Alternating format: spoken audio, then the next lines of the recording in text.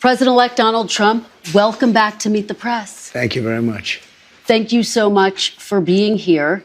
You are the first president since Grover Cleveland to win non-consecutive terms. Republicans now have control of the House and the Senate. Right. What do you plan to accomplish in your first 100 days in office? Well, we're going to do something with the border, and very strong, very powerful. That'll be our first signal, and a first signal to America that we're not playing games. We have people coming in by the millions, as you know, and a lot of people shouldn't be here. Most of them shouldn't be here, but we have jails being emptied into our country. We have mental institutions from all over the world being emptied into our country. So we'll be doing that. We're going to be extending within that period, or as soon as we can, the Trump tax cuts, because, you know, they're coming due and they're very substantial for people. And it would be very, I think it will anger a lot of people, frankly, if we don't get an extension of that. That's what led us to one of the greatest economies ever.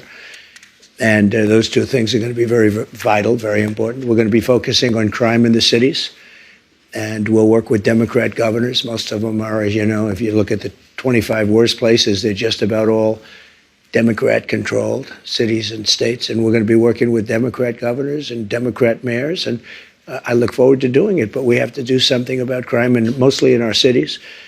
And we're going to have a lot of other things. We'll be working on nominations. We're going to still be working on some nominations. I think they're going very well. We have, for the most part, I think they're going extremely well. It looks like Peter's doing well now. I mean, people were a little bit concerned. He's a young guy with a tremendous track record, actually. He went to Princeton and went to Harvard. He was a good student at both, but he loves the military, and I think people are starting to see it. So we'll be working on his nomination along with a lot of others. We are going to delve into your nominations, but since you bring him up, do you still have confidence in Pete Hegseth? Yes, I do. I really do. He's a very smart guy. I've known him through Fox, but I've known him for a long time.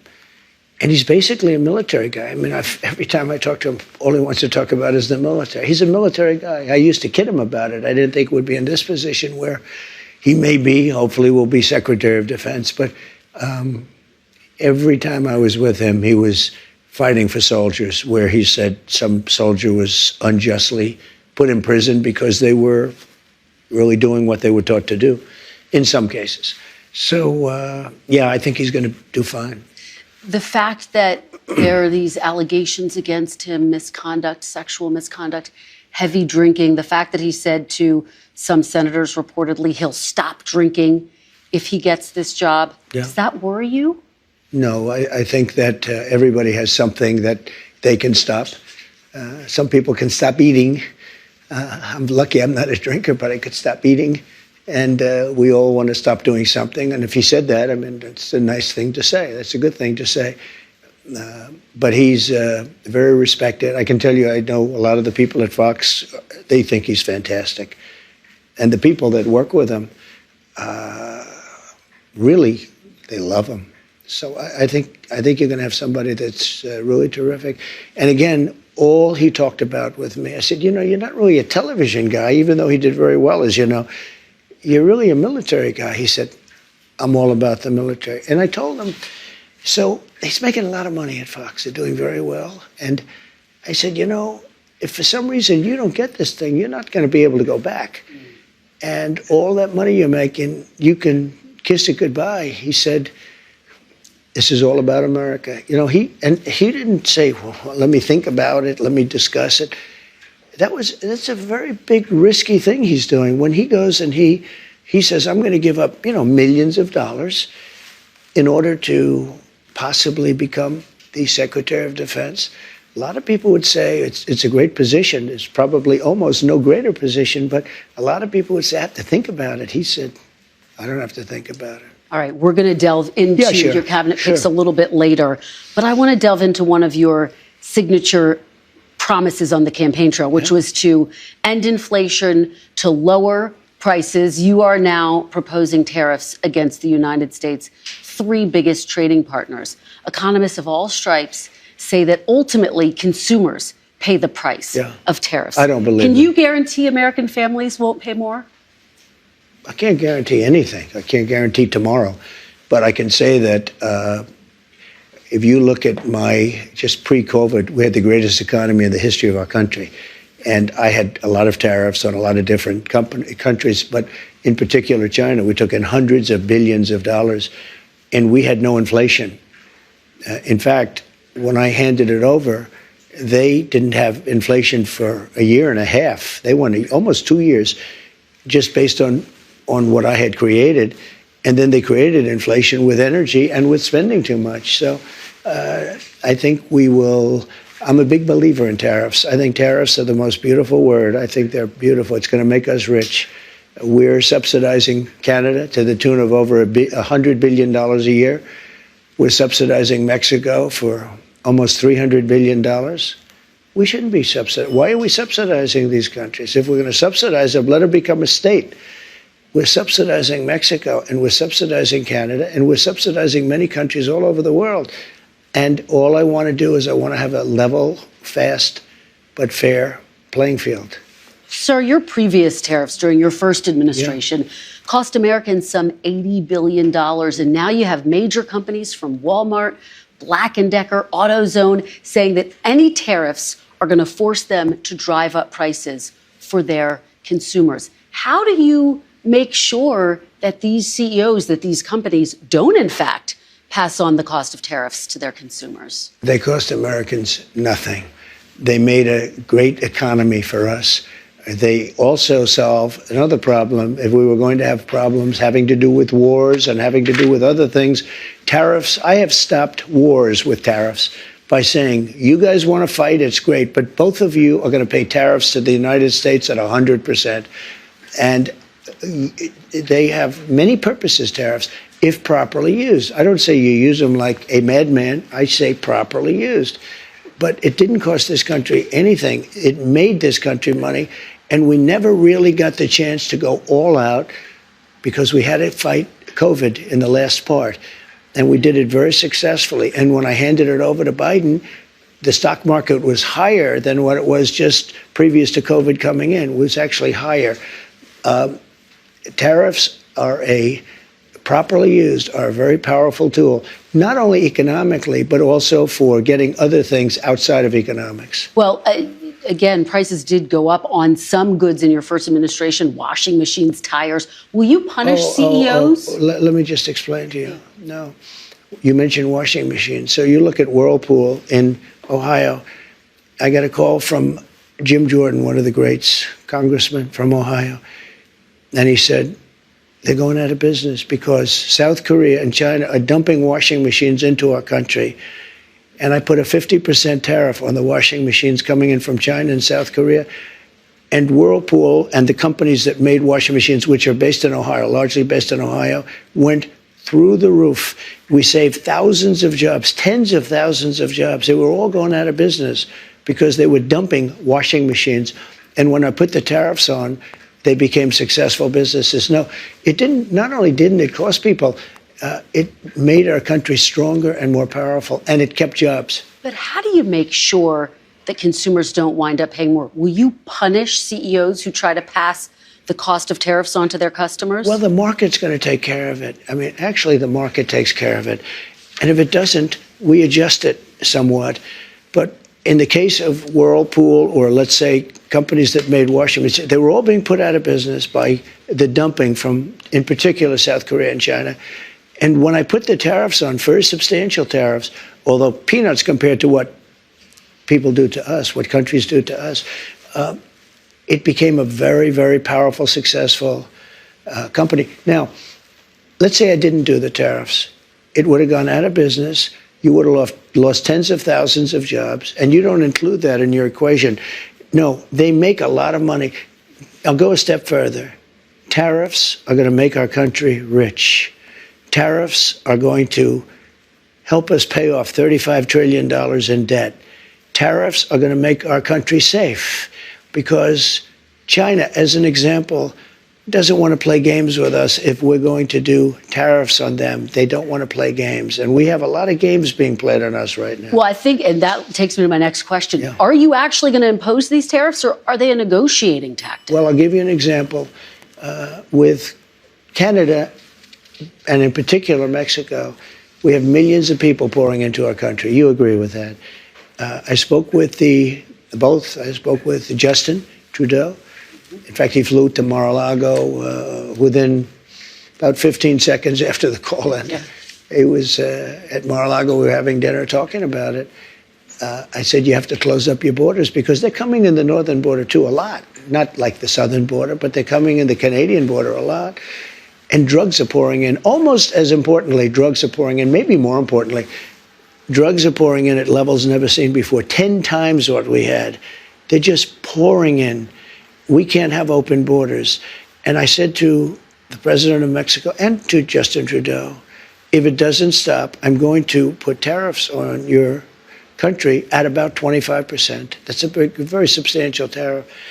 And in both cases, but in the case where it was really visible, within 10 minutes after that phone call, we noticed that the people coming across the border, the southern border, having to do with Mexico, they were at a trickle, just a trickle. It was, in fact, I call the border. See, unlike my opponent, I do call the border a lot. And I said, how's the border looking today? They said, there's nobody here. They couldn't believe it. The military stopped these vast groups of people. You know, we call them caravans, but they had caravans of people, and they largely stopped them. Now, they're going to have to continue that, but if they don't continue, and the other thing I told them is no more drugs, and I told that to China, too. I had to deal with President Xi. Had the election been different, I'm going to be very nice because we don't have to get into an argument over 2020, but had the election been different, the result been different, we would have had China giving their maximum penalty, which is the penalty of death, to people that sent fentanyl into this country. But Biden didn't, unfortunately, finish that discussion up. I had an agreement with President Xi, who I got along with very well. We've had communication as recently as this week. And I had communication with him where they were going to give the death penalty to anybody sending drugs into the United States. This week you had that conversation. Not that conversation, but I had other conversations. Okay. But in the past, I've had that conversation. Let me ask you about another aspect of the economy, sir, the minimum wage. The federal minimum wage has been $7.25 since 2009. There are 20 states that still have the federal minimum wage at $7.25. And I actually have a map. 19 of these states actually voted for you, sir. Mm-hmm. And you can see it right here. I don't know if you remember this, but during the debate in 2020, I asked you if you would raise the minimum wage. You said you would consider it. And so my question for you is, now that you are going back to the White House, for these 19 states that voted for you, are you going to raise the federal minimum wage? It's a very low number. I will agree. It's a very low number. Let me give you the downside, though. Yeah. In California, they raised it up to a very high number. And your restaurants are going out of business all over the place. The population is shrinking. It's had a very negative impact.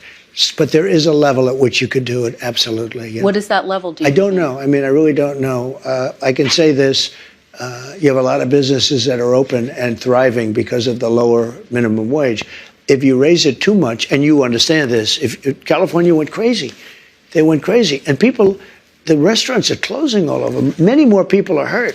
So I hear you saying, similarly to sort of what you said in 2020, will you consider it? Is this something you're going to look at? I'd want to speak to the governors. And the other thing that's very complicated about minimum wages is places are so different. Mississippi and Alabama and great places are very different than New York or California. I mean, in terms of the cost of living and other things. So it would be nice to have just a minimum wage for the whole country, but it wouldn't work because you have places where it's very inexpensive to live, where a minimum wage, which is $8 or $9, might have very little effect because the cost of living in certain places is really low. Before we move on to immigration, which I do want to talk about, the chairman of the Federal Reserve, Jerome Powell, said he will not leave his post even if you ask him to. Will you try to replace Jerome Powell? No, I don't think so. I don't see it. But I think if I told him to, he would. But if I asked him to, he probably wouldn't. But if I told him to, he would. You don't have plans to do that right now? No, I don't. Okay, let's talk about mass deportation, one of your big agenda items.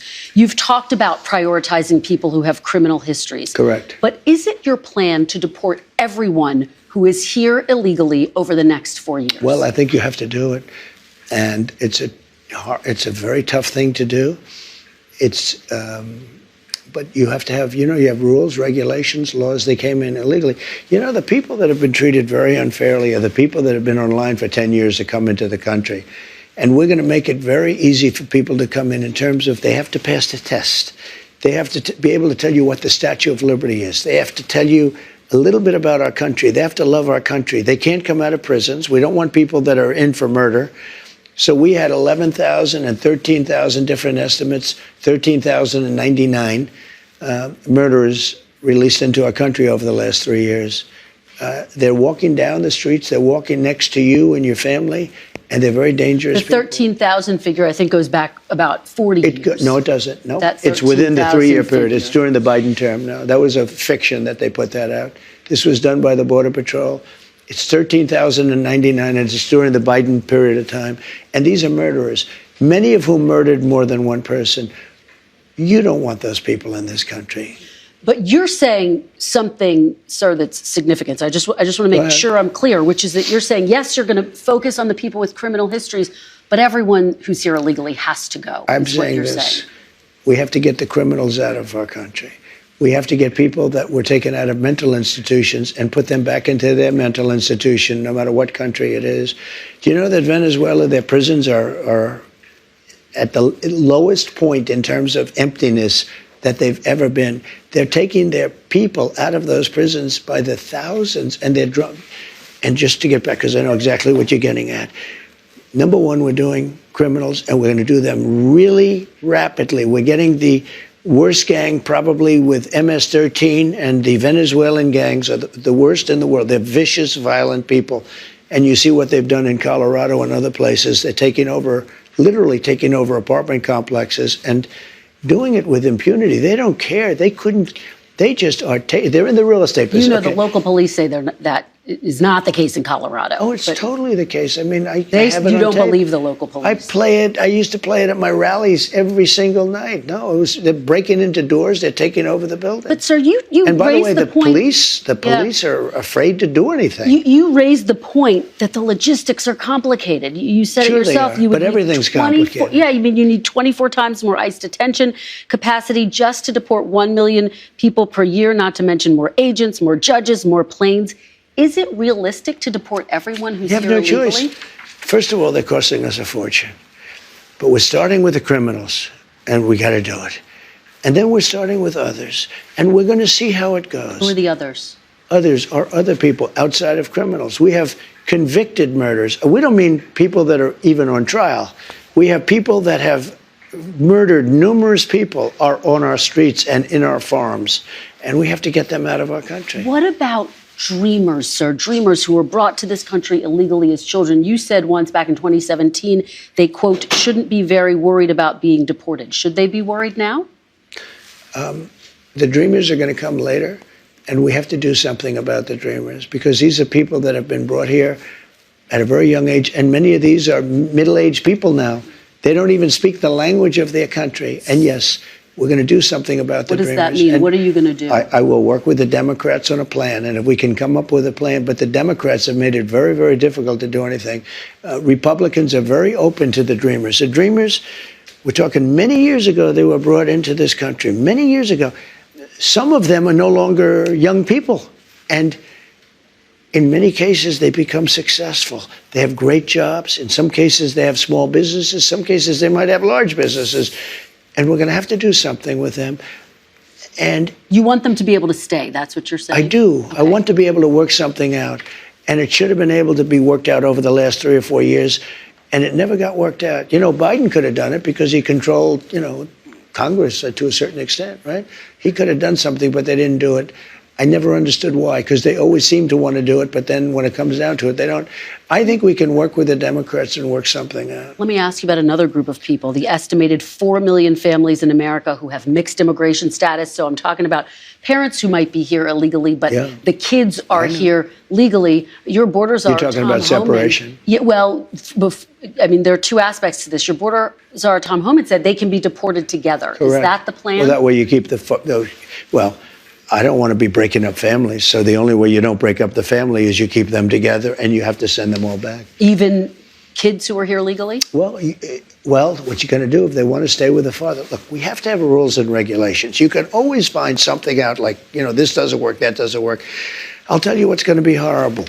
When we take a wonderful young woman who's with a criminal and they show the woman, and she could stay by the law, but they show the woman being taken out, or they want her out, and your cameras are focused on her as she's crying, as she's being taken out of our country, and then the public turns against us. But we have to do our job, and you have to have a series of standards and a series of laws.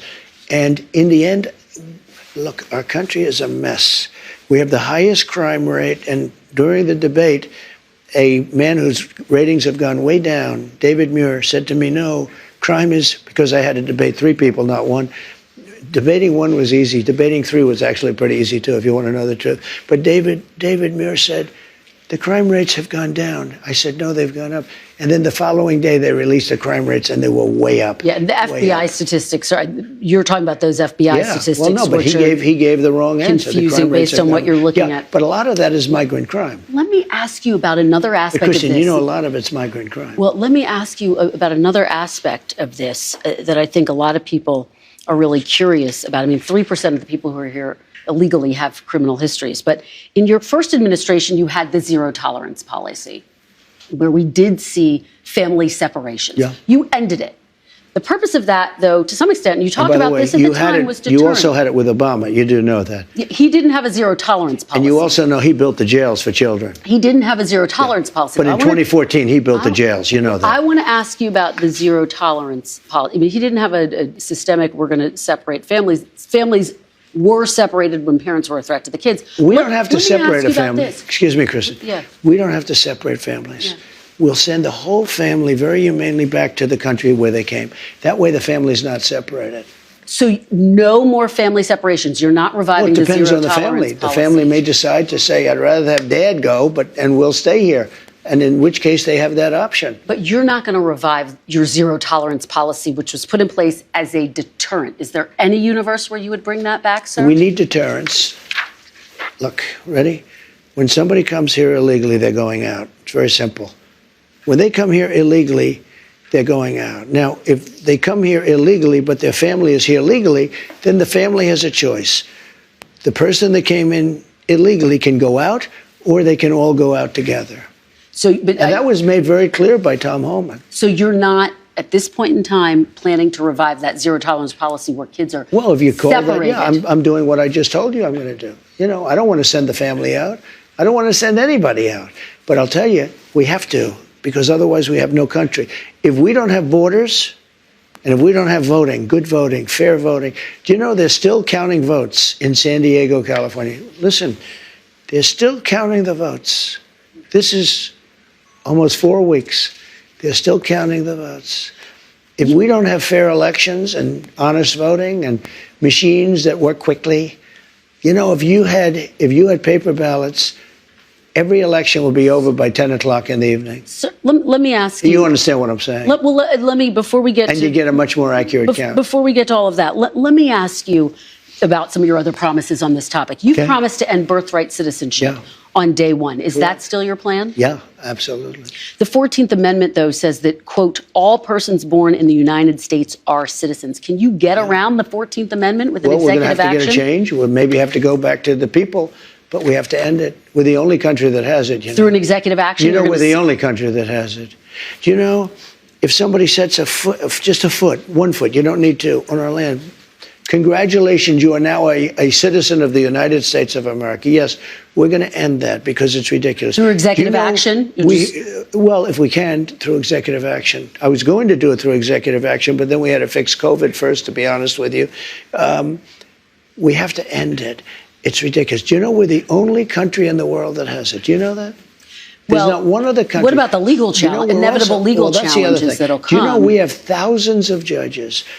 Somebody walks onto our land, and we have to now say, welcome to the United States. They could be a criminal or not a criminal. We release them into our country. It's called catch and release.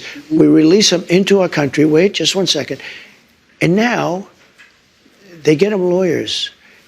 And the lawyers are good lawyers. And everybody has a lawyer. And you know how many judges we have? Thousands. Thousands. Now, here's what other countries do. They come into the land and they say, I'm sorry, you have to go. And they take them out. Okay? With us, once they touch our land, we're into litigation that lasts for years, costs us hundreds of billions of dollars. We have judges, and I'm sure they're all honest, but I don't know that for a fact. You can imagine what's going on with the judges. But just so you, because I have a lot of judges, I tell you what, I know more about judges than any human being in history. Look, we have judges. Every time somebody puts 2 feet or even 1 foot on a piece of our land, it's welcome to long-term litigation. Other countries, every other country, when somebody walks on and they see that they're here illegally, they walk them off, they take them back to where they came from. We have to get rid of this system. It's killing our country. Let's talk about health care. I've been talking to Republican lawmakers on Capitol Hill. They say it's no longer feasible to repeal and replace Obamacare because it's so entrenched in the system. Do you see it that way? Is that now off the table, repealing and replacing When John Obamacare? McCain let us down by voting, and Murkowski and Collins and whoever it was that voted against, but they really let us down. They did us a great disservice because we would have had great health. Obamacare is lousy health care. It's very expensive health care for the people. It's also expensive for the country, but for the people. It's lousy health care. When John McCain gave his thumbs down after saying for 10 years that he wants to repeal and replace, okay? And then he came out, put his now famous thumbs down, and he became a hero to the left. Let me tell you, if we find something better, I would love to do it. But unless we find, but one thing I have to say, I inherited Obamacare or anything else you want to go. It's got about 20 names, but I inherited it. And I had a decision to make with Health and Human Services. I had a big decision to make. Do I make it as good as we can make it, or do I let it rot? And a lot of political people said, let it rot and let it be a failure. I said, that's not the right thing to do. And I had very good people in the medical area that handled that. And I said, what do you want to do? He said, we really have an obligation to make it as good as we can. And we did. We made it as good as we can make it. Instead of making it bad where everybody would be calling for its repeal, I made it so that it works. Now, but you did try to overturn it, sir. Well, it's lousy. You did try to overturn it. You did have your Justice Department try to direct the Supreme Court to overturn it. No, we got a little bit of a surprising opinion, to be honest with you. If it would have been overturned, we would have had much better health care right now. But right now, we have something that I made the best of. I could have made the worst of it, and it would have fallen by the wayside. I did the right thing from a human standpoint. But, you know, I'm sort of proud of my decision. At the same time, sometimes I regret it. I told the people, and I gave them the money to do it. I said, fix it, make it work, because people would have suffered. But it's too bad that they voted no. I wish John McCain, he fought for 10 years on replacing Obamacare, for 10 years, and then he voted against. Nobody understands it. Sir, you said during the campaign you had concepts of a plan. Do you have an actual plan at this point for health care? Yes, we have concepts of a plan that would be better. Still just concepts? Do you have a fully developed plan? Let me explain. We have the biggest healthcare companies looking at it. We have doctors. We're always looking because Obamacare stinks. It's lousy. there are better answers. If we come up with a better answer, I would present that answer to Democrats and to everybody else, and I do something about it. But until we have that, or until they can approve it, but we're not going to go through the big deal. I am the one that saved Obamacare, I will say, and I did the right thing. I could have done the more political thing and killed it, and all I had to do is starve it to death. You did try to have your Justice Department effectively kill it, though, sir.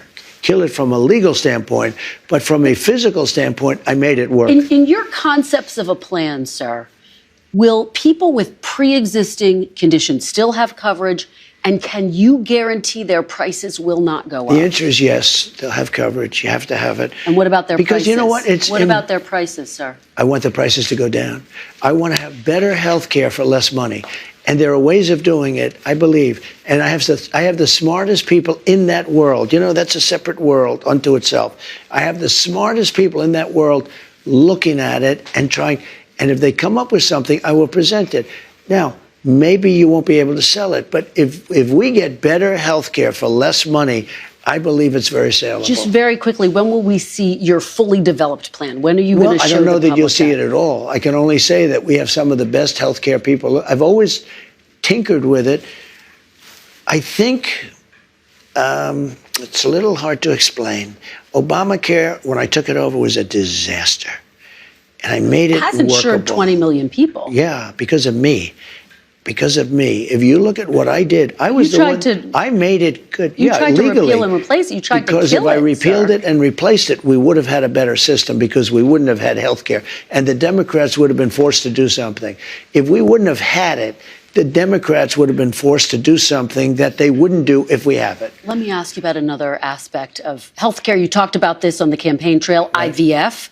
You promised free IVF for all who want it, either through the government or through mandates with insurance companies. I've been hearing from Republican senators, some of them, who say they're not going to support that plan. How are you going to get that passed? Well, we're going to see. We want them to pay, ideally the insurance companies to pay for it, the fertilization. I came out very early for a Republican especially, and I think they were looking for my guidance, my great wisdom, right? They were looking for it. And I got a call from Katie Britt, who's a terrific person, senator from Alabama, and she said, sir, we just had a really negative ruling from a judge in Alabama, conservative judge, that all of these clinics had to be closed. And she said, and she went into great detail, and she said people are devastated over it. And after literally speaking to her for 5 minutes, I issued an order, really an order in a sense, and it was a statement from the Republican Party that we are all for IVF and fertilization. Okay. The Alabama legislature met the following day and passed it.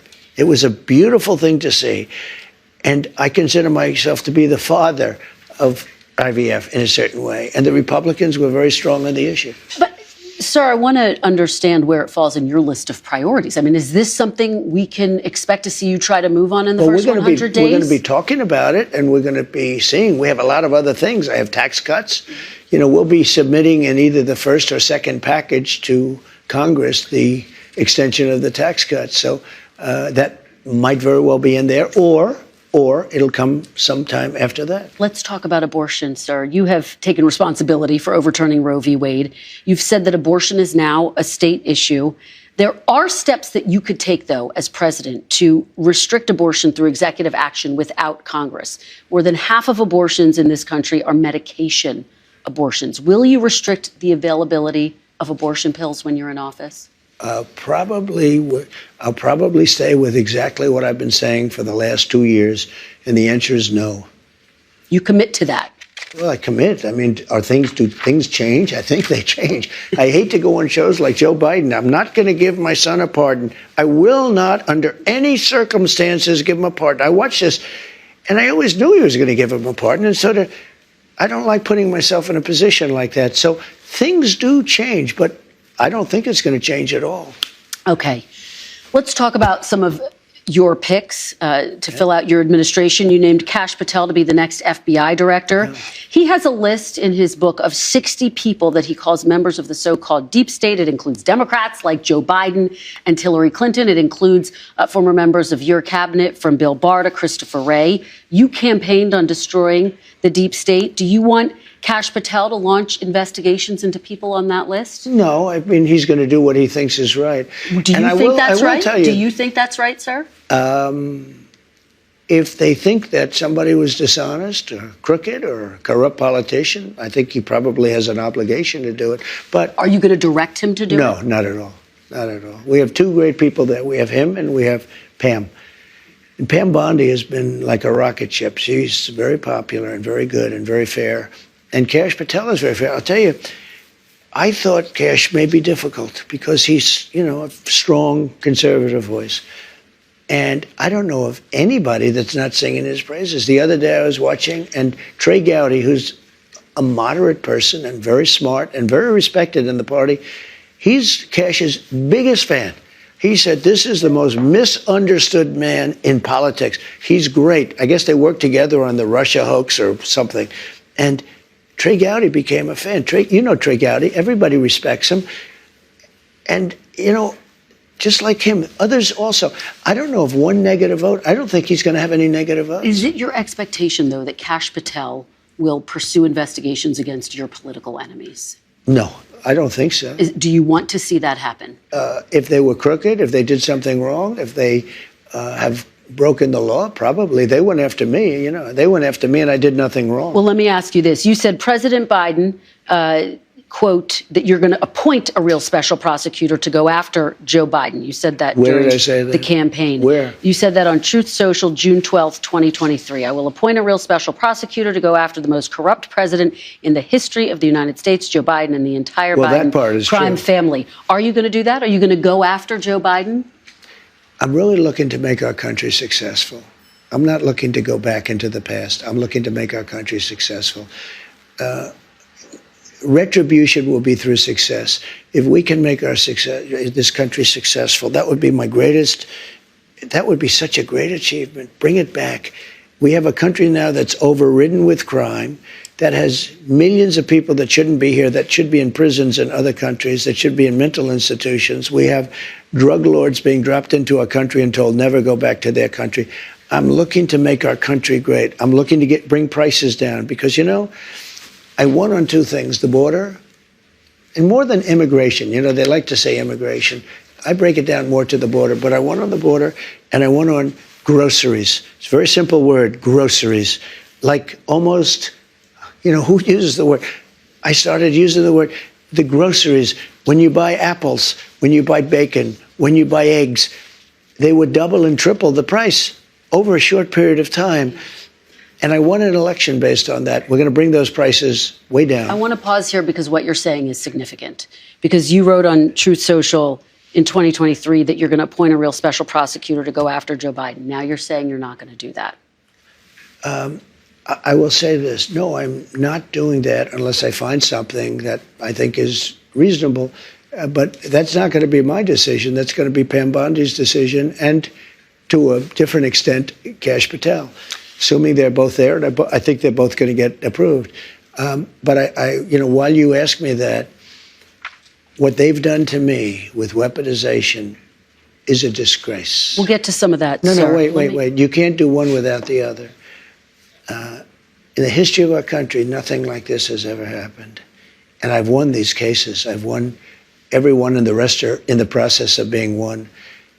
Deranged Jack Smith is on his way back to The Hague, where he can execute people. This is where he should have stayed. I think he's dangerous even being there. But I'll tell you what they've done to me in terms of weaponization, indictments, impeachments, and everything else. And in the end, it probably helped me because I got the biggest vote, the most votes any Republican's ever gotten in history. Pam Bondi talks about investigating the investigators. Do you want her to investigate Jack Smith? I want her to do what she wants to do. Do you want to see Jack Smith investigated? Well, I think he's very corrupt, but I want her to do whatever she has to do. Are you going to direct her to prosecute Jack Smith? She's a very smart person. She was a great attorney general in Florida. She's very experienced. I want her to do what she wants to do. I'm not going to instruct her to do it now. Sir, are you going to fire the current FBI director, Christopher Wray, who you appointed? Well, I can't say I'm thrilled with him. He invaded my home. I'm suing the country over it. He invaded Mar-a-Lago. I'm very unhappy with the things he's done. And crime is at an all-time high. Migrants are pouring into the country that are from prisons and from mental institutions, as we've discussed. I can't say I'm thrilled. I don't want to be Joe Biden and give you an answer and then do the exact opposite. We're going to talk about that. So I'm not going to do that. What I'm going to say is I certainly cannot be happy with him. You take a look at what's happened. And then when I was shot in the ear, he said, "Oh, maybe it was shrapnel." Where's the shrapnel coming from? Is it coming from heaven? I don't think so. So we need somebody to straighten. I have a lot of respect for the FBI, but the FBI's respect has gone way down over the last number of years. Don't you have to fire him in order to make room for Kash Patel if he is in fact confirmed? Well, I mean, it would sort of seem pretty obvious that if Kash gets in, he's going to be taking somebody's place, right? And somebody is the man that you're talking about. Okay. Let's talk about Project 2025. This is the conservative policy blueprint. You disavowed it during the campaign. You called it a product of the radical right. You've said some of their ideas were abysmal. I said some of it is. Some of it is very good. Some of it's very mainstream, actually. Frankly, the Democrats should have used some of it because they went, with all the transgender that they were doing or with the men playing in women's sports. Well, if they wouldn't have done that, maybe they would have done better. Well, so you take me to my question. You're now giving people involved in Project 2025 prominent roles in your administration. Are you changing your mind about Project 2025? No. Is this now the policy blueprint for the second Trump administration? No. Some people, if you take a look at the group, it was hundreds of people were involved. And I was actually, I reprimanded the whole group. I said, you shouldn't have placed this document in front of the voters because I have nothing to do with it and I'm the one that's running. You had no right to do this where you put a 1,000-page document in front. And many of those things I disagree with. Now, many of those things I happen to agree with. Many of those things Democrats should have agreed to. And I think they would have done much better in the election because they got slaughtered. Well, I guess people see the list: Russ Vought, Brendan Carr, Peter Navarro, John Ratcliffe, Pete Hoekstra, Monica Crowley. And they think these are all of the people who were involved in or writing Project 2025. This must be a blueprint for work requirements, eliminating the Head Start program, criminalizing pornography. Is that what we can expect to see? Well, I don't know how they voted. I don't know. I never spoke to them actually about it. And I purposely, and I told you, normally it would be just the opposite. I'd review every page. I purposely didn't even want to see it because when somebody like you asked me a question about Project 2025, I can honestly say I've never seen it. I have nothing to do with it. I didn't read it, but I did hear some things in there that I would totally disagree with. And I said to the people that were really the people behind it, you know who those people are? I said, you really had no right doing this to me because they used it as a soundbite, the Democrats. And I don't know, it couldn't have been too effective because they got slaughtered, but they did use it as a soundbite. But to people who see, oh, he's bringing in all of these people from Project 2025, he must know what it is. Well, you know what? I don't know what it is. No, I don't know what it is. You still don't know what it is? But I heard certain things that I didn't like. And by the way, I heard certain things that are phenomenal. Okay? Like what? Like law and order. We want law and order. Okay? Little things like, let's put prisoners in jail. Let's not let people come out and raid every drugstore in Manhattan so that we have to put glass up and every store is going out of business. Let me ask you about something you've referenced a couple of times in this interview. I asked you last time we sat down for an interview if you were going to pardon yourself. You said no. But now that President Biden has pardoned his son, Hunter, are you reconsidering? Might you pardon yourself? I didn't do anything wrong. I was given the option. And the lawyers told me, a very specific lawyer, I don't have to go into who, but very high up in the administration said, sir, if you pardon yourself, you're going to look guilty. And you did nothing wrong. Oh, I had that option. I could have saved myself a lot of legal fees. But it turned out that I was right. Look at what's gone on. Everything's being dropped. I still have a Fani Willis, a total hoax. That's a total hoax. It's all being dropped. It's all been discredited. It's been dropped. There are those people that say, and this would be the first time in history, that all of those fake indictments, they were going after a political opponent. There are those that say that I actually did better in the election because of it. Now, that would be a first. I think you would agree, because normally that's like you go back to the microphones, you say, I'm leaving right now. I will leave office. I'm going back to my family, and I will fight for my name. Well, I had to fight for my name in public because I didn't leave office. But no, I didn't want to pardon, and I didn't want to pardon myself. I had the option to pardon myself. And you don't want one now? You're not going to pardon yourself now? What do I need one for? First of all, I've won almost all of the cases. What if President Biden... And the ones that I didn't win are on resuscitation. What if President Biden offered you a pardon? Would you accept it? I've never even thought about it. I don't think he'll do it. Look, if he did, he's the one that started this whole thing. He got the Justice Department to go after me. And the state cases are all being run by the Justice Department, which is illegal. They had their people from the Justice Department work for Alvin Bragg in order to get something going. They worked for Letitia James in the state. He had his people go from the federal government and take lesser jobs in the state in order to get Donald And you know Trump. He denies he had anything to do with it. No, and you can't deny it. You know why? Yeah. Because they were there. Wait a minute. Wait. You know, you have a tendency to sort of like slough over things. You just made a statement. His person, the top, maybe the third or second or third person, left the federal government, the DOJ, and went to work for Letitia James.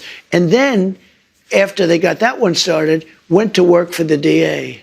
Let me ask you about some of this new reporting. NBC News is reporting that President Biden is considering giving preemptive pardons to the likes of Liz Cheney, Adam Schiff, and Anthony Fauci. If President Biden doesn't issue those pardons, do you think they are going to wish that he had? Are they going to be pursued? I can tell you this about Cheney, and she's a so-called Republican. I think she hurt the Democrats terribly. When I saw that Kamala put Cheney out on the campaign trail, I said, that's the end of Kamala. I really did. I thought it was a terrible move, especially if you're a Democrat. But Cheney did something that's inexcusable, along with Thompson and the people on the Unselect Committee of political thugs and, creeps. So the Unselect Committee went through a year and a half of testimony. Wait. They deleted and destroyed all evidence of that they found. You know why? Because Nancy Pelosi was guilty. Nancy Pelosi turned down 10,000 troops. You wouldn't have had a J6 because other people were guilty. The people that said that I attacked 2 Secret Service agents in a car. I grabbed one around the neck. I was then rebuffed, and I grabbed the other one. These are 2 of the toughest men anywhere on the planet. They happen to be slightly younger than me, maybe, just a little bit. Let me just tell you. They testified. They said it was total. And all of this stuff came out. People lied so badly. Now, listen, this was a committee, a big deal. They lied. And what did they do? They deleted and destroyed a whole year and a half worth of testimony. Do you know that I think those people committed a major crime. Sir? And Cheney was behind it. Well, and so was Benny Thompson and everybody on that committee. For what they did, honestly, they should go to jail. So you think Liz Cheney should go to jail? For what they did. Everyone on the committee, you think I think everybody anybody that voted in favor. Are you going to direct your FBI director and your attorney general to send them to jail? No, not at all. I think that they'll have to look at that, but I'm not going to. I'm going to focus on drill, baby, drill. When you say that, it carries weight, though. You've tapped these people to lead the Justice Department and FBI. They can do whatever they want. Okay. Biden can give him a pardon if he wants to, and maybe he should. Just remember, Unselect Committee, a year and a half of sworn testimony, and after getting all of the testimony, they deleted it. Wait. And they destroyed almost everything. There's nothing left. It's unprecedented. And they deny doing that. If you do that that in a civil case, you go to jail. They deny doing that. And officials say that the order never came in for the National Guard. They put out a statement. On January 6th, let me ask you this about January 6th. I think Benny you're going to want to answer Thompson wrote in a statement that he has destroyed all evidence. Let me ask you this about January 6th. I wish you could be you have such potential. if you could be just non-biased, you hurt yourself so badly. I'm telling you, they deleted and destroyed all the evidence. Everyone knows it. And you slough it off like it doesn't mean anything. No, I'm just saying they deny it. That's all I'm saying. Kristen, if I did it, you would be standing up in that chair shouting at me. And you know what I'd do? I'd say, you got me. They have done something so illegal. They have a committee sworn to, and because it was so bad, the only reason they did it is because the testimony turned out to be in favor of me. Like Secret Service testified and disputed everything. It made them into a bunch of liars. Not Secret Service, it made the people.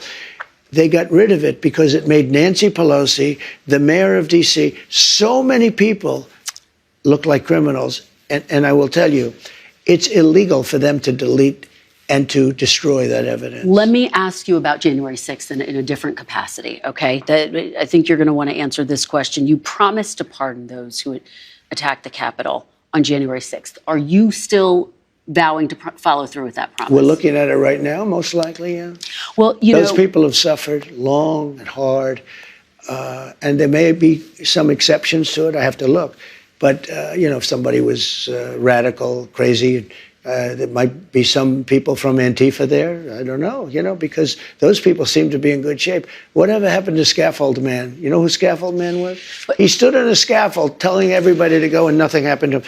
Whatever happened to Ray Epps? Now, I don't know anything about Ray Epps, but it was sort of strange the way he was talking. Where is he? What happened to him? Because the people that did very little, they arrested an old woman because I don't think she did anything. They don't even know what she did. These people have suffered. Their lives have been destroyed. And yet in Portland, where they burn down half the city, they burn it down all the time. It's like a routine occurrence. They don't do anything. They attack the courthouse, federal courthouse. They always say federal building. Okay. They destroyed the beautiful limestone exterior of the courthouse in Portland. They killed people in Portland. Seattle, people got killed in Seattle. Seattle, they took over a big chunk of the city. They took it over. They took the city away. Minneapolis, it looked like when they said this is a friendly protest, and yet over the poor slob from CNN, his shoulder, the entire city was burning down. It looked like World War II. Nothing happened. But wait, nothing happened. They took over the police statement. They took over the police station in Minneapolis. They burned it down. Nothing happened to anybody. And yet these people have been in jail, and I hear the jail is a hellhole. They've done reports, and you would say that's true. They've done reports. This is the most disgusting, filthy place. These people are living in hell. And I think it's very unfair. Most likely I'll do it very quickly. Very quickly. Okay, but some of them, 169 of them, have pleaded guilty to assaulting police officers. Because they had no choice. 900 pleaded guilty to other crimes. They're also going to be eligible for a pardon from you? Listen, it's a very tough system. Do you know almost nobody? I saw people that didn't even go into the building and they were convicted. And you had the police saying, come on in, come on in. I mean, the police are saying, come on in, everybody, come on in. They had people... you have a lot of cameras. They don't want to release the tapes. They don't want to release the tapes. So, but you're going to consider pardoning even those who've pleaded guilty to crimes, including assaulting police officers? Well, sometimes they say, here's your choice. You're not ruling it out? Look, I know the system. The system's a very corrupt system. They say to a guy, you're going to go to jail for 2 years or for 30 years. And these guys are looking, their whole lives have been destroyed. For 2 years, they've been destroyed. But the system is a very nasty system. Okay. I'm going to look at everything. We're going to look at individual cases, Okay. But I'm going to be acting very quickly. Within your first 100 days, first day? First day. First day? Yeah, I'm looking first day. Issue these pardons. These people have been there, how long is it, 3 or 4 years? Okay. By the way, they've been in there for years, and they're in a filthy, disgusting place that shouldn't even be allowed to be open. Let's talk about your cabinet picks. I know we started off talking about Pete Hegseth, but I just want to return to that very quickly. Have you gotten assurances from senators that he's going to be confirmed? Do you think he can make it? No. I think you will, yeah. I've had a lot of senators call me up saying he's fantastic. You don't drink yourself. No. You've talked about how devastating drinking can be. Yeah. How concerned are you that the person who you picked for this top job at the Defense Department, at least according to those who've worked with him, has struggled with drinking? But I've spoken to people that know him very well, and they say he does not have a drinking problem. Right. And, he had a lot of knives out for him. A lot of people don't want to see the military made better. Let me ask you about former Congresswoman Tulsi Gabbard. You picked her to be the Director of National Intelligence. Right. In 2017, she had 2 secret meetings with Syrian dictator Bashar al-Assad. Do you have questions or concerns about those meetings? No. And he's got bigger problems right now. Well, do you think it makes it hard for her? His country is collapsing. Yeah. I mean, do you think it compromises her ability to handle that? I met with Putin. I met with President Xi of China. I met with Kim Jong-un twice. Does that mean that I can't be president? Well, when you were president, they weren't secret meetings. Look, people meet. All these people meet. I mean, I see some of the most dishonest people. I'll tell you, the 51 agents that said that the laptop wasn't from Hunter, it was from Russia. What about them? Tell me about them. Do you think they did something wrong? Do you think they were all so stupid that they thought that the laptop from hell? So you have confidence in Tulsi Gabbard? I do. She's a very respected person. Let me ask you about RFK Jr.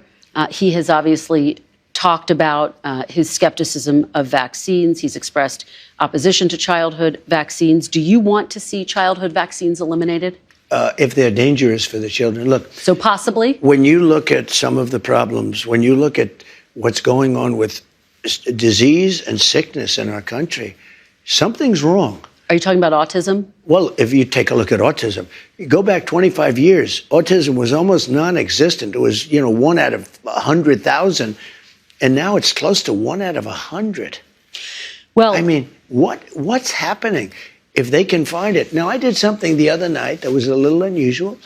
At Mar-a-Lago, I called the drug companies, the top drug companies, and I called RFK Jr. and Dr. Oz and some of his people. And I said, let's all get together and let's figure out where we're going. Because we're going to do a lot of things. Number one, we're going to reduce prices because the middleman makes more money than the drug companies, in all fairness to the drug companies. There's a middleman that nobody even knows who they are. And you look at our drug prices, they're much higher than the prices for the same medicine, for the same stuff. So we met, and we met for a long time, and we talked about pricing, and we talked about vaccines, in terms of what happens. We talked about pesticides. We talked about everything. And I think a lot of good things are going to come from him. And he's not going to upset any system. He's not going to upset this. He's not looking to, to reinvent the wheel totally. But when you look at the numbers, we really don't have a very healthy country. Well, sir, going back 25 years, studies show that there is no link between vaccines and autism. And yet it sounds like you are open to the possibility of him looking at getting rid of them? I think somebody has to find out. If you go back 25 years ago, you had very little autism. Now you have it. I mean, well, they say because they're better at identifying it. 1 in 100,000, and now it's 1 in 100. That's a pretty bad number. Childhood vaccines. I mean, something is going on. I don't know if it's vaccines. Maybe it's chlorine in the water, right? People are looking at a lot of different things. Childhood vaccines. I want them to look at everything. Everything. So childhood vaccines have prevented about 4 million deaths around the world every year. I think that's great. I'm all for it. I think it's great. Hey, look, I'm not against vaccines. The polio vaccine is the greatest thing. If somebody told me get rid of the polio vaccine, they're going to have to work real hard to convince me. I think certain vaccines are incredible. But maybe some aren't. And if they aren't, we have to find out. But when you talk about autism, because it was brought up, and you look at the amount we have today versus 20 or 25 years ago, it's pretty scary. Well, again, scientists say that's because they've gotten better at identifying it, and there's no link in studies. But the drug companies are going to be working with RFK Jr., and he's been an interesting guy to me. I've watched him for 25 years. And he's been an interesting guy. Let's talk about Elon Musk, another interesting person. He's very interesting. Last month, one of your allies said, quote, he's behaving as if he's a co-president. Will you favor Elon Musk over other leaders of competitor companies like Jeff Bezos, Mary Barra? No, Jeff Bezos called me. We're having dinner. As you know, Mark Zuckerberg came in. We had a really nice dinner. He asked to have dinner. I had dinner with him. I'm having dinner with everybody. People like me now. You know, it's something going on that people. I said, would you have come to dinner with me if I lost? I think the answer is no. You know, I said nicely, kiddingly, of course, because I don't want to sound foolish. But I say jokingly, would you have been here at dinner if I lost? And the answer was probably not. Look, I'm getting called by everybody. It's very interesting. It's different than the first. You know, when I won the first time, I wasn't nearly as popular as this. And one thing that's very important in terms of the election, I love that I won the popular vote, and by a lot. If I didn't, 1.6%. because they would go with the other one. They say, while he didn't win the popular vote, he won a lot of. You know, I won a lot of the Electoral College, but they would always preface it by saying. Now they say he won the popular vote and he won the Electoral College and he won all 7 swing states. That was a great election. Very quickly, because we're going to talk about the election coming up, but you've tapped Elon Musk, Vivek Ramaswamy, to head up this Department of Government Efficiency. Correct. Which proposes cuts to the federal government. I think a lot of people hear that and they get concerned about Medicare and Social Security and Not Medicaid. Not going to have anything to do. And defense spending. You won't touch theft, Medicare, Social Security? Abuse, fraud. Okay. No, I said to people, we're not touching Social Security, other than we make it more efficient, but the people are going to get what they're getting. Okay, so the entitlements and off the table. And we're not raising ages or any of that stuff. Okay, off the table. I won't do it. Okay, let's turn to foreign policy. Should Ukraine prepare for less aid from the United States after you're sworn into office? Yeah, probably. Sure. You've said you can end the war in 24 hours. We're in for 350 billion, and Europe is in for 100 billion. Why isn't Europe in for the same as us? The one thing that should happen is that Europe should come in they should equalize. And, you know, Biden, all he had to do, like I did with NATO, I said, you got to pay your bills. They weren't paying their bills. And as you know, the Secretary General said, President Trump got $600 billion, now 640 to be exact. And I used to use the 400 billion number. He corrected me. He said, no, you actually got $641 billion put in. Because I said, you have to pay your bills. We were paying for NATO. And you know why I got the money? Because I asked for it. It wasn't that complicated.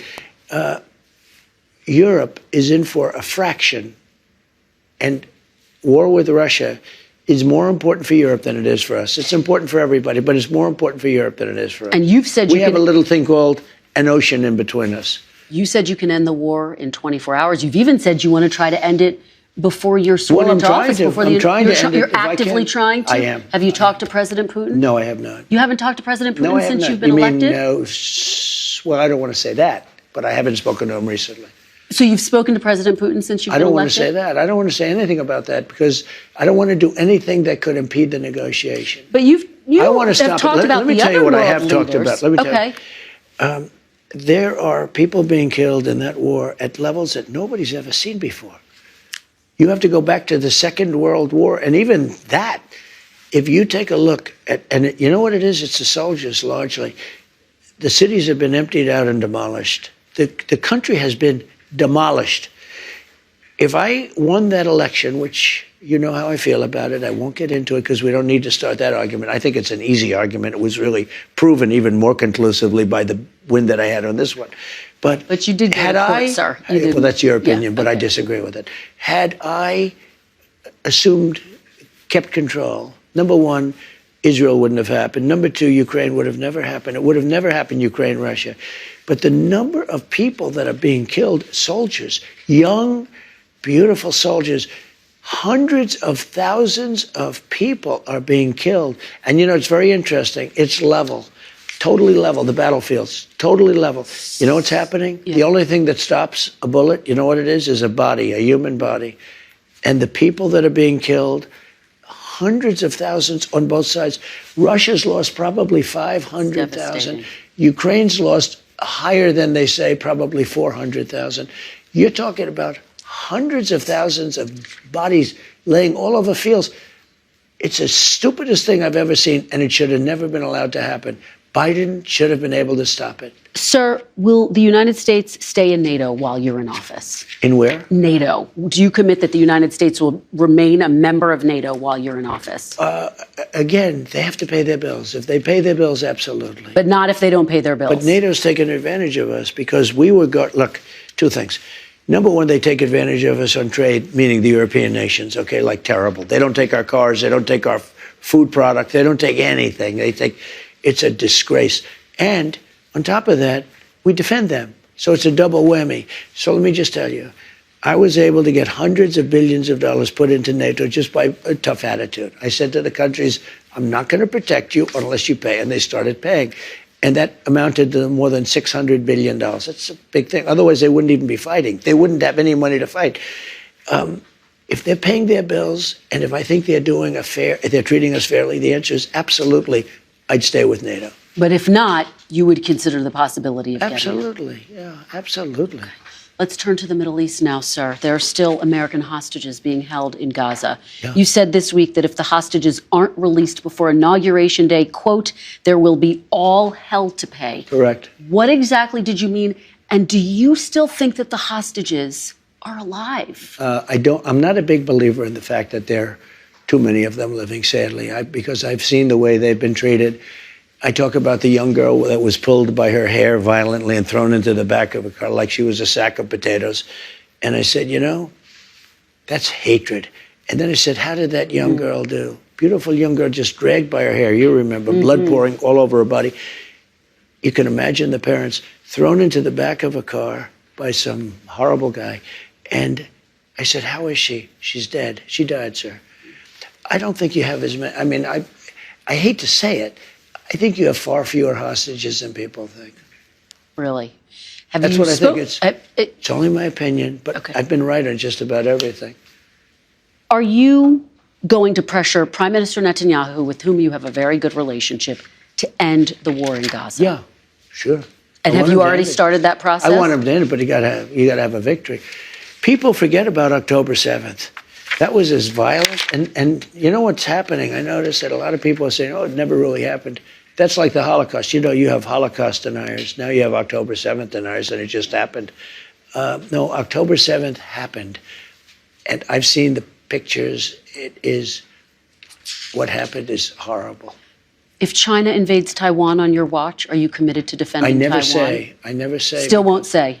I never say because I have to negotiate things, right? Can you just say if you'll defend it? I'm not saying if the U.S. military. I'd prefer that they don't do it. I have a very good relationship with President Xi. We have been communicating with each other. Since you were elected?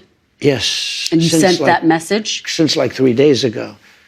Yes, we communicate. And you sent that message to him, don't invade Taiwan? We didn't talk about that. Okay. We talked about other things. But I have a very good relationship, and I hope he doesn't do it.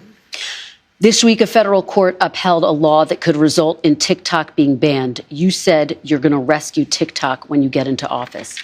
Are you going to take steps to protect it? Yeah, and as you know, I use TikTok very successfully in my campaign. I have a man named TikTok Jack. He was very effective, obviously, because I won youth by 30%. All Republicans lose youth. I don't know why. Maybe it's changing. And last time we were down 30% with youth. This time we're up 35% with youth. And I use TikTok, so I can't really, I can't totally hate it. It was very effective. But I will say this, if you do that, something else is going to come along and take its place. And maybe that's not fair. What they're doing, and really what the judge actually said was that you can't have Chinese companies. In other words, they have the right to ban it if you can prove that the Chinese companies own it. That's what the judge actually said. So are you going to try to protect TikTok just very quick, once you're in office? I'm going to try and make it so that other companies don't become an even bigger monopoly. Okay. Because that's what happens. We're winding down, and I know you have a plane to catch. I do. This is your first interview since you won the election. Congratulations. Yes, I hope congratulations to you. I hope you do well with it. Yes, and sir, I don't have to tell you this because you've talked about it. It comes at a time when the country is deeply divided. And now you're going to be leading this country for the next 4 years. For the sake of unifying this country, will you concede the 2020 election and turn the page on that chapter? No. No, why would I do that? But let me just tell you, You when won't you ever say the concede. country is deeply divided, I'm not the president. Joe Biden's the president. But you're going to be the president. No. I'm not the president. So when you say it's deeply divided, I agree. But Biden's the president, I'm not. And he has been a divider. And you know where he divided it more than anything else, and it probably backfired on him, I think definitely, is weaponization. When he weaponized the Justice Department and he went after his political opponent, me, he went after his political opponent violently because he knew he couldn't beat him. And I think it really was a bad thing. And it really divided our country. Sir, Democrats have control of the White House now. They didn't in 2020. If they're going around stealing elections, why when you didn't say they do it Democrats this have time? control now? Of the White House. Yeah. So why didn't they steal this election? Since they have more power now. Because I think it was too big to rig. So you won't. Too big to rig. To the people who say that you're now directing your Justice Department to investigate 2020, no, and they want to move I have on. very capable. I think Pam is going to be great. Precious resources. By the way, is that what you want them to do? Just so you know, I have the right to do that, but I'm not interested in that. Oh, you're not. You're not going to do that. I'm not interested. I have the absolute right. I'm the chief law enforcement officer. You do know that. I'm the president. But I'm not interested in that. You know what I'm interested in? Drilling and getting prices down and stopping people from pouring into our border that come from prisons and mental institutions. Last two questions here. One of the things that made this campaign unprecedented and extraordinary were the horrific attempts against your life. 2 assassination attempts. Yeah. Do you feel safe going into the White House for the next 4 years? Why? I have confidence in Secret Service. I know the people. I got to know a lot of them, and I have confidence. It was a bad moment. Something shouldn't have happened. But I have a lot of confidence, and they've really stepped it up. They were restricted from giving the... Look, I do a rally, and you were at many of them, and I'd have 50,000 people. Joe would have a rally, and he'd have 30 people. And he had more Secret Service than me. My Secret Service was always asking for more manpower/women power. They were asking for more and more and more, and they couldn't get it. I'm not blaming them, really, because they were always fighting for more people, and they wouldn't get... Now, boy, do we have it. I know it was hard on your entire family. What can people expect from the First Lady in this second administration? What role will she play? She obviously had her Be Best campaign. She's very liked, loved, and she's very respected, and she's a very solid person, and she devotes a lot of time to helping children. You know what she does, and she's got her Be Best deal that is incredible what she's done. The one thing I say, whether it's First Lady or my children did such a good job, and they were treated very badly by the press and others. Ivanka was unbelievable what she did, and all she wanted to do is one thing: get people jobs. She could have been the UN secretary. I said to her, she would have been unbelievable. She's got the whole package for that, including right up there. She's as smart as they. She didn't want. She said, "Daddy, I want to work on getting people jobs." You know, she'd go to Walmart, she'd go to X such a. She produced millions of jobs for people. Not glamorous. Most people didn't know she did it, and she was always being excoriated. And I said to my kids, "Don't come in. Don't come in." It's just you said to them, "Don't." I said to them, "Yeah." But will you miss having them there? Will it feel different? They were your top advisors. I'll tell you what, I'll miss them, and they're really competent. But I say, just go have fun, do your business, do whatever you want to do, but don't come in, because no matter what they did such a great job. Although I have to say, Lara did a phenomenal job as the head of the Republican National Committee, along with Michael. What will the First Lady's role be, do you think? Will she continue her Be Best campaign? She's a very elegant First Lady. She was a very successful woman before that, in the modeling and other things, but in the modeling, very successful. The press, I can't say treated her unfairly. You know why? Because she's very popular. You would think if the press was unfair, like to me, the press was obviously unfair to me. The press, no president has ever gotten treated by the press like I was. And yet I got more votes than any Republican candidate in history. By far, it's not even close. So you say, what's that all about? The press has to straighten itself out, because honestly, it's lost all credibility. When that can happen, based on the press, I should have gotten no votes, none. And yet I got the highest number ever. And the reason is because I'm able to go on a show, even like yours, even though you're very hostile, I'm able to go on a show like yours. No, you are. Well, hopefully you thought it was a fair interview. We covered a lot of policy ground. It's fair only in that you allowed me to say what I say. But, the answers, the questions are, pretty nasty. But look, because I've seen you interview other people like Biden. And I've never interviewed President Biden. Actually. When I say you, I'm talking metaphorically. Okay. I've seen George Stephanopoulos interview Biden, and he's a tough interviewer. It's the softest interview. I've seen CNN interview him. They give these soft, what's your favorite ice cream? It's a whole different deal. I don't understand why. You would think the press would like to see strong borders, great education, a powerful military, so we have a country left, and all these different things. And somehow they don't want to see that. Let me ask you, hopefully you think this interview was fair. We spent a lot of time talking about your policy and your second administration. I want to ask you, sir, one final question. What do you want to say to Americans who didn't support you in this campaign? I'm going to treat you every bit as well as I have treated the greatest MAGA supporters. There's never been anything like MAGA in the history of this country. These people are so dedicated to making America great again. It's very simple. And I'm going to treat them just the same as I treat MAGA. We're going to treat everybody good. We want success for our country. We want safety for our country. Our country's under threat, as you know. We have a tremendous threat militarily because of the power of weapons and weaponry. It's a tremendous threat. Nobody talks about it, but it's a tremendous threat. I want to treat everybody the same. I want to treat them well. And at the end of this 4 years, and I have a big head start because I was there for 4 years fairly recently. A lot of bad things were done during the 4 years that I wasn't there, and mostly in what they've done in terms of our reputation overseas. Our reputation is so bad, so shot. I got to bring it back, and I also have to bring back civilization to our country. Our country is a crime pot. And we have to get rid of crime. We have so many things to do. We have to do the prices. We have to do all of that. But we have to get the criminals out of our country. We have to bring down crime. People have to be able to walk across the street and buy a loaf of bread without being shot. And that's going to happen. But what I say to them is, I love you, and we're going to all work together. And we're going to bring it together. And you know what's going to bring it together? Success. I saw that just prior to COVID coming in. I had polls that were the highest anyone. McLaughlin and Fabrizio said George Washington and Abraham Lincoln, if they came back from the dead and they ran as president and vice president, couldn't beat you, sir. We were doing so well. And I was getting along with the left. Let's call it the left. Will be nice. Okay, we're just going to call it.